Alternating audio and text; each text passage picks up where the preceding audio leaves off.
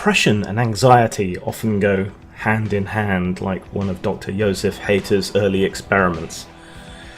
A sort of human centipede of mental issues. And I'm currently at the nexus of a bunch of stuff that really sets off both of those. See, I hate driving and I hate cars. And my car just failed its MOT because one of the front wheels doesn't have the correct aspect ratio or whatever it's called. It's a 60 when it should be a 50, and somehow no one noticed this in previous MOTs or services, because I've had this tyre since 2015 when I had a blowout.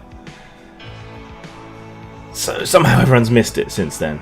So it's failed the MOT, stress, got to go and get a replacement tyre, stress. The people who replaced the tyre fucked up, so I need to bring them up on that, stress, and I have to drive into town to an unfamiliar area in order to get the tyre changed. Again, stress.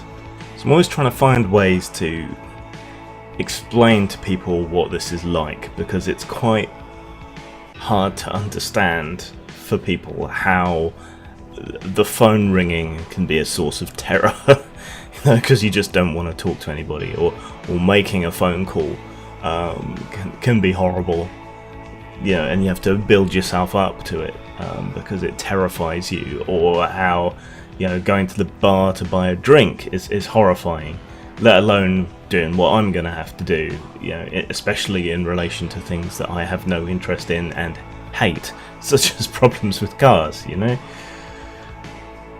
So imagine if, instead of just going to complain about being forced to drive on an unsafe tyre for 2 years, I was going to a drug deal, but I was an undercover cop and I was wearing a wire and I was underprepared. I was a rookie. I'd only been on the job for 5 minutes before being thrown in at the deep end.